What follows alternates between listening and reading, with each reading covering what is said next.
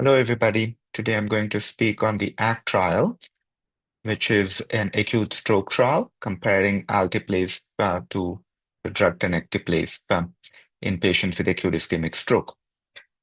So you may all know what acute ischemic stroke is, but for those people who do not, in acute ischemic stroke is when a clot blocks blood supply to a part of the brain.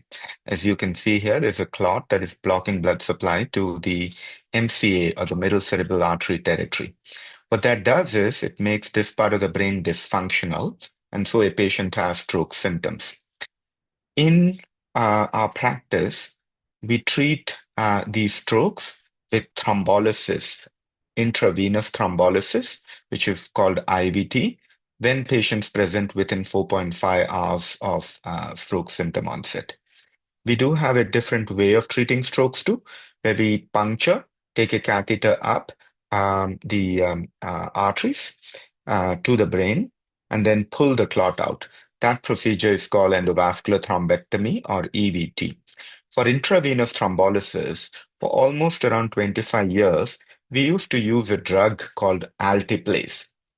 Alteplase was given as a bolus, um, 10% of the total dose, and then you would need to give 90% of the remaining dose as an infusion that was well controlled. As you can see here, the nurse is now arranging this infusion to be given over a period of 1 hour. There are multiple problems with this infusion pump. Remember, this is a drug that is a life-saving drug, but does have complications. And so if the dose is not proper, it doesn't work properly, the infusion pumps can get blocked. And remember, some of our acute stroke patients come to smaller hospitals. We call them primary stroke centers. And then they have to be transferred for endovascular thrombectomy to comprehensive stroke centers or bigger hospitals. And if an infusion pump is running, it complicates the transfer. In Alberta, if you have an infusion pump running for a drug like alteplase, you also need a special crew, which is called an advanced cardiac life support crew, which is in comparison to a basic life support crew. The ACLS crew is less available, which delays transport in a life-threatening condition such as stroke. A few years ago, we had done this paper, which was in the JAMA, that was looking at recanalization rates. Recanalization is the ability of the drug to actually open up the artery. Recanalization rates with intravenous thrombolysis with alteplase. And in that paper, it was very interesting that when you had big clots in the big arteries in the brain, then the recanalization rate early enough with alteplase was quite low. That was a problem because, stroke is a disease where every minute counts. And so in our field, we've always been trying to understand what might actually be a better thrombolytic agent than alteplase.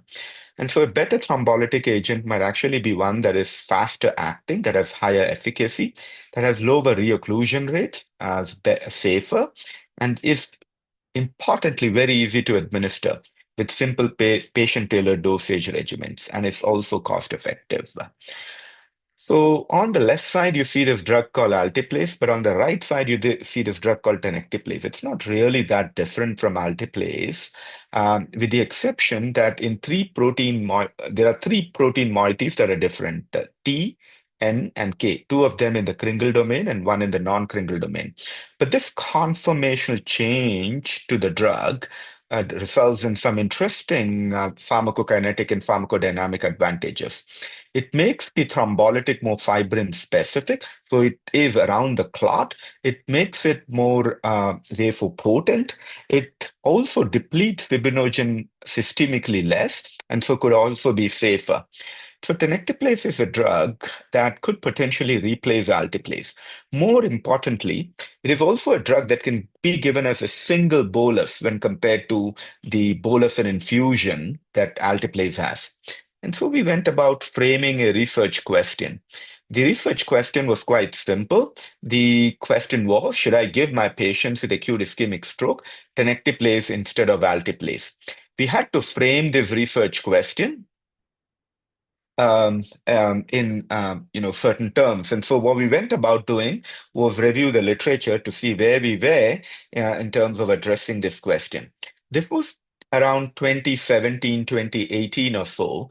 And so when we reviewed literature, we found that there were few small studies. These are the list of studies that had been done. You can see the sample sizes. These are really small studies. They were mainly either dose finding studies or phase 2 studies. Some of them were in restricted groups of patients. They were quite selected. So that was the totality of evidence that existed in that time. We also realized that there were a couple of current studies that were phase 3 that were running, but that these studies were not actually designed to answer the specific question we had.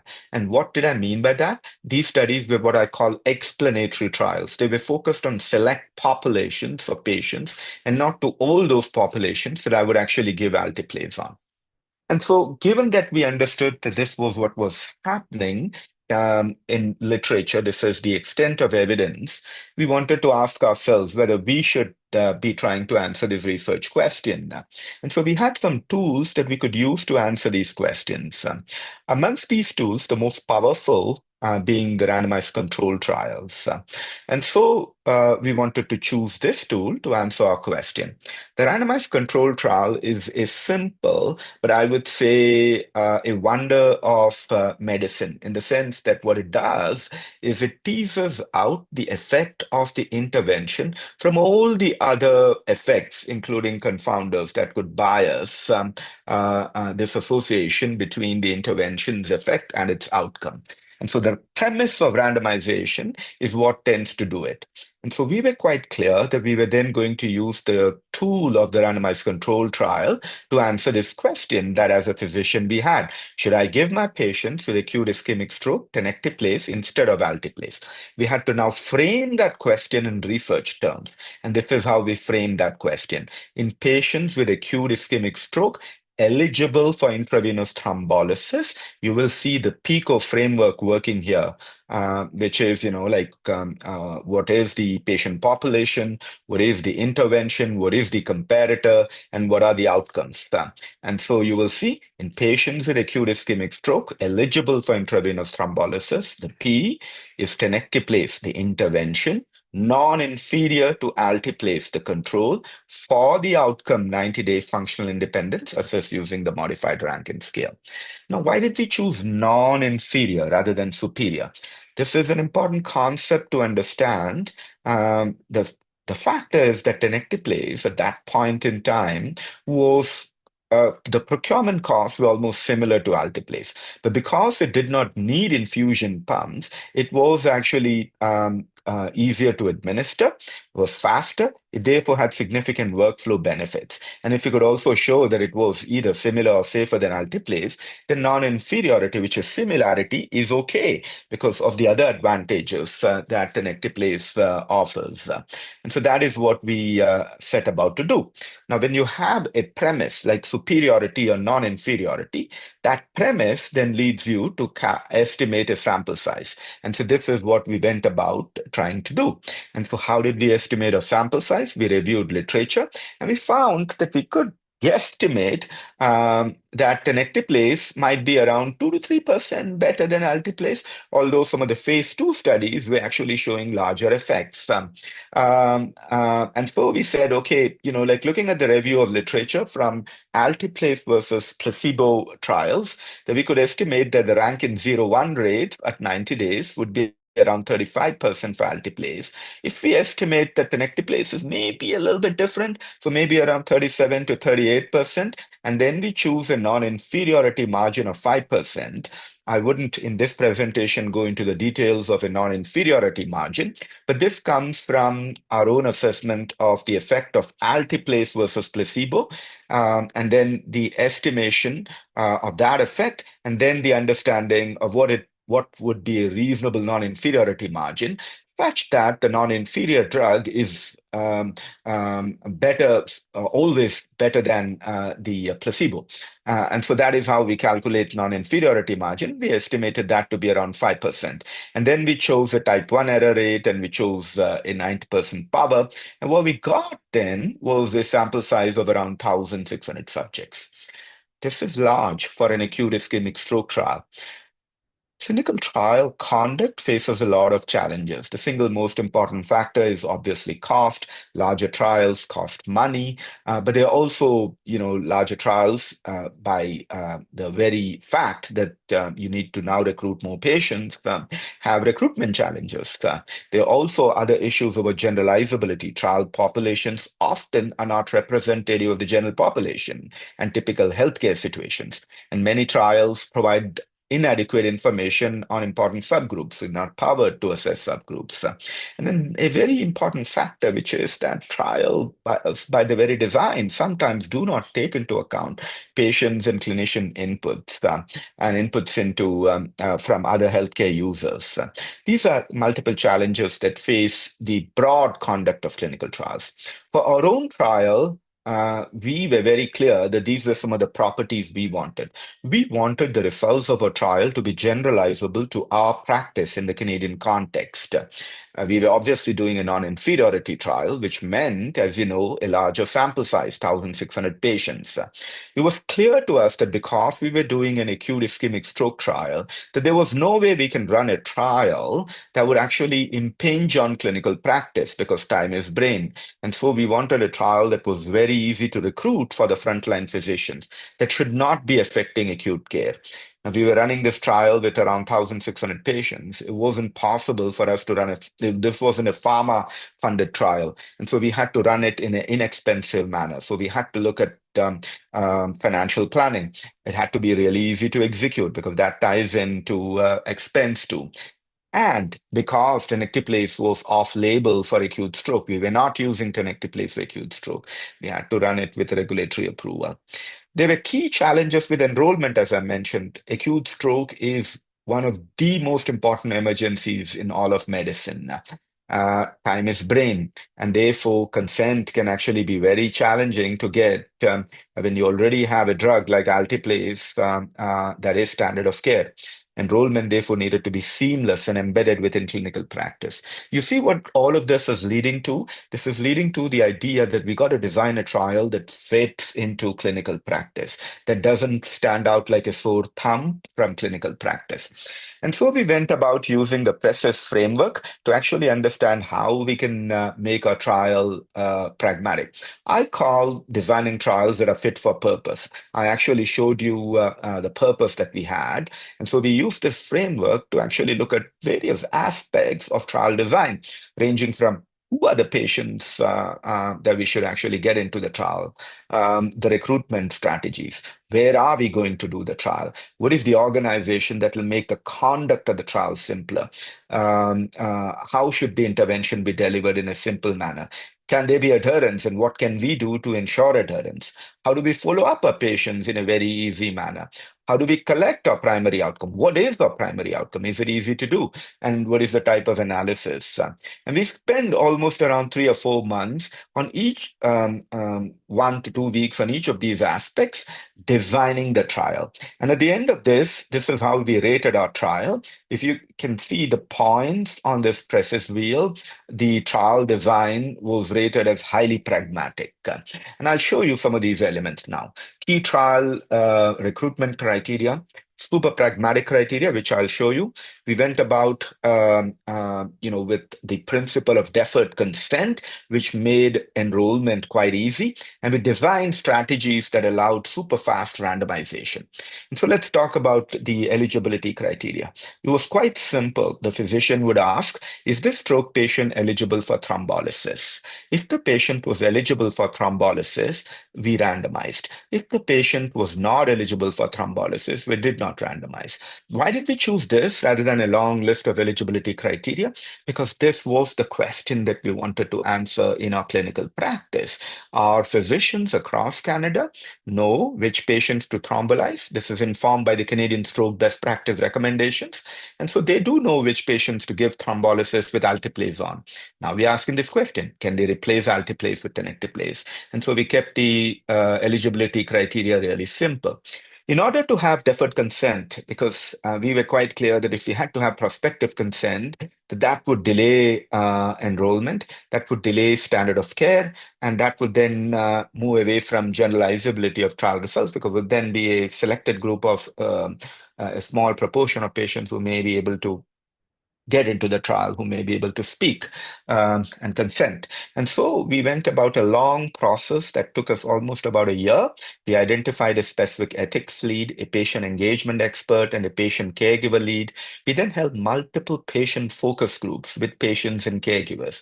We explained to them the design that we think would be appropriate. We got their inputs into that design. We developed a patient-oriented patient information sheet at their suggestion that we would be using at the time of enrollment.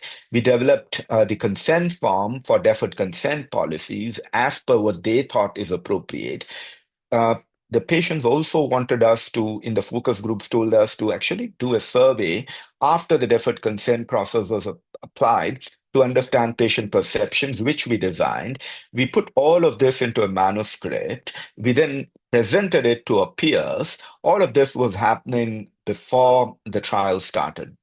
That process of patient engagement and all the documentation and justification that we had was what we then engaged with ethics boards on to get deferred consent for the trial. So what was it? This was an opt-out approach of deferred consent, where if a patient comes in, most of our stroke patients are not in a capacity to give consent, and then they are brought in by paramedics, so the families are not there.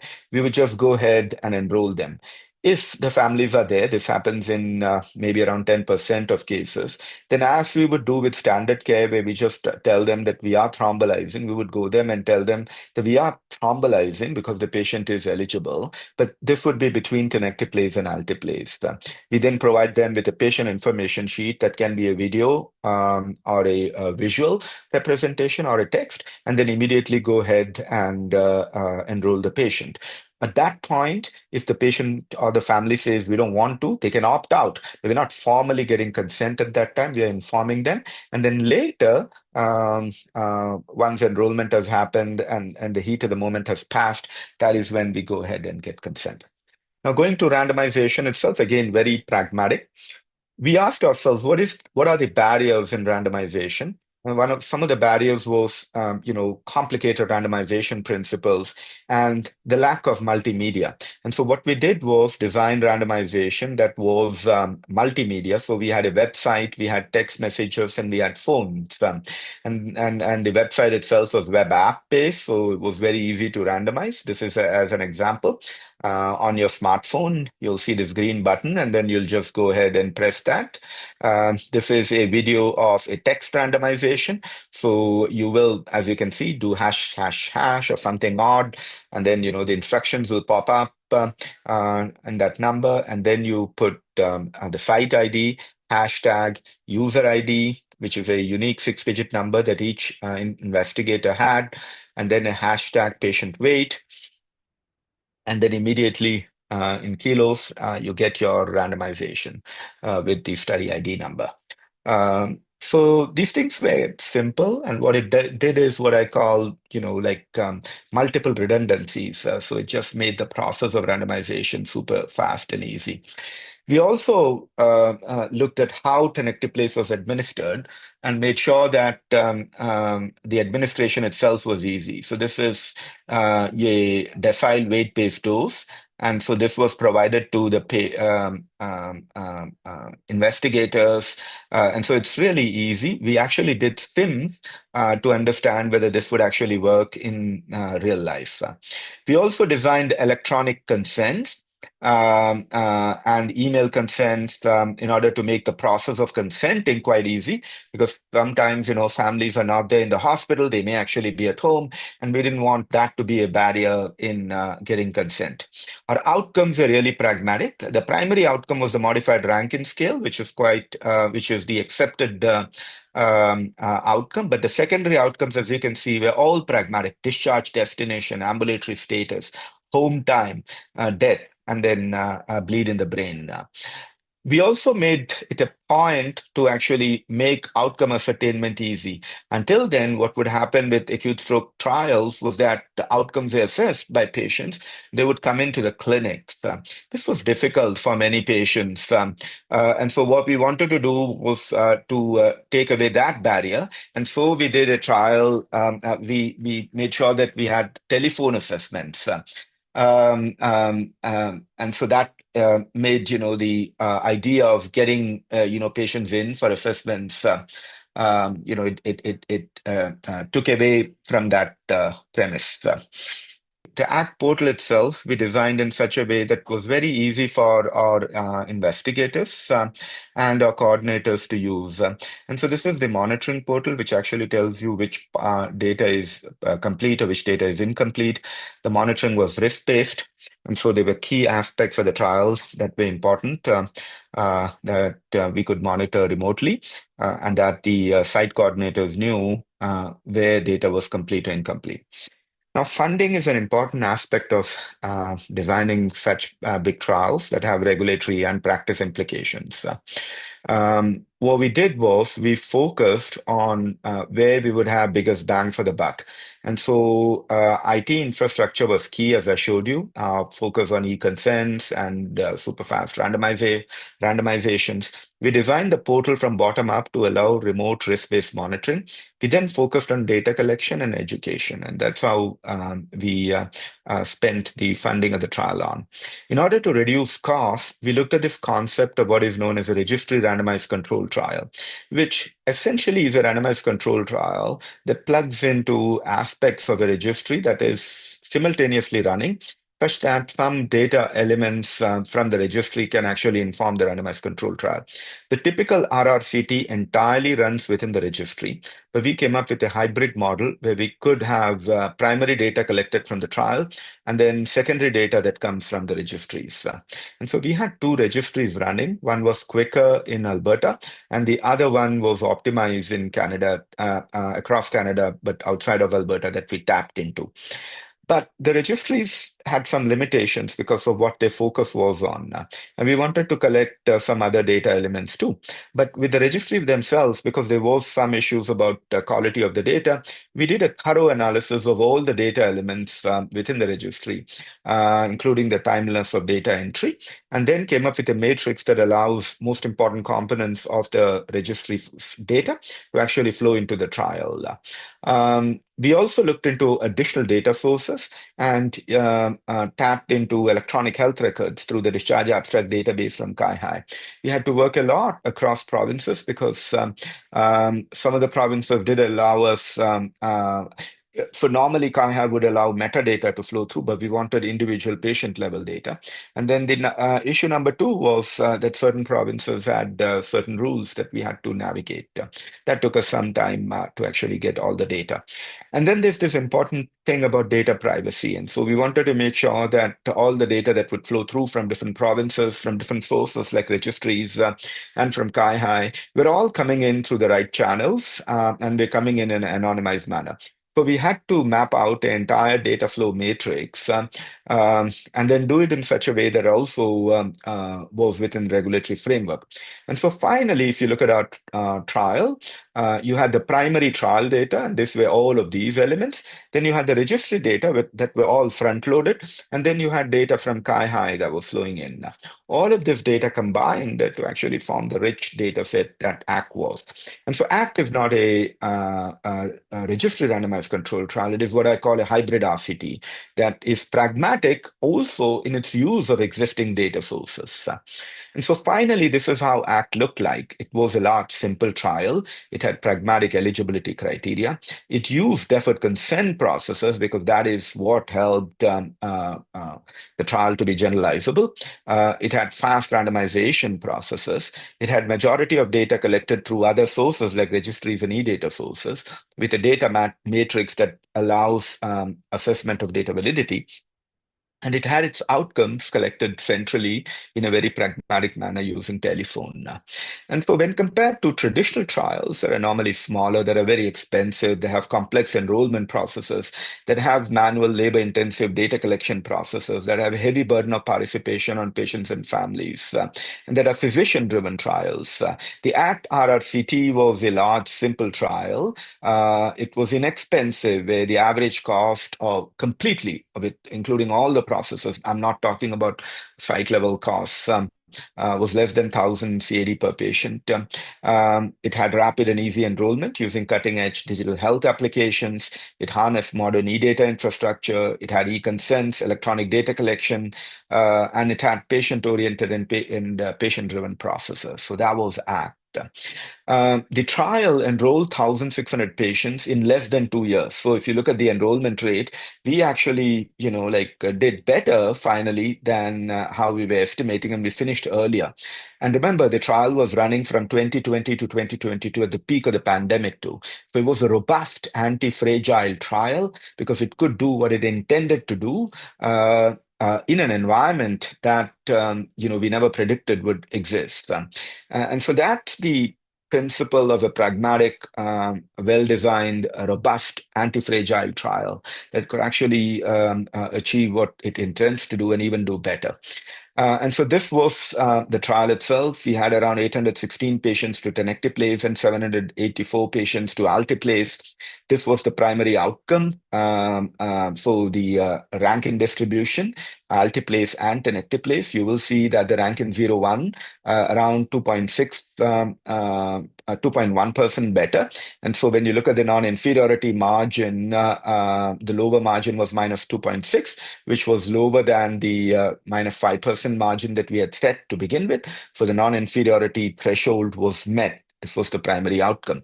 When we looked at all the safety endpoints for tenecteplase and alteplase, these were all really similar, thus suggesting that tenecteplase was similar to alteplase for most of the safety outcomes. It was non-inferior, the primary outcome, similar for all the safety outcomes. And when you look at the subgroup analysis across the various risk groups, you would see that this is in the favoring tenecteplase, so right side. All the dot points are either on the line or in the direction of tenecteplase.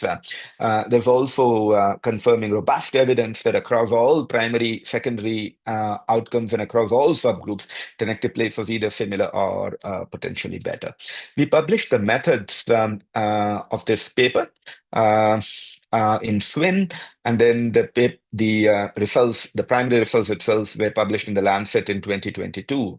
Since then, it has changed practice in Canada, changed guidelines across the world, and is one of the first trials which is investigator-initiated completely, which is actually being used for regulatory approval worldwide.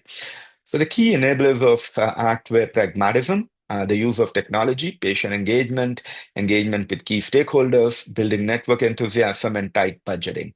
But the pragmatic principles that I think of, in addition to the PRECIS framework, was trying to understand our sites, our investigators, and our patients' unique needs, recognizing our own blind spots, and being flexible with our approach, not being tied to any approach, but only the approach that works. Thank you.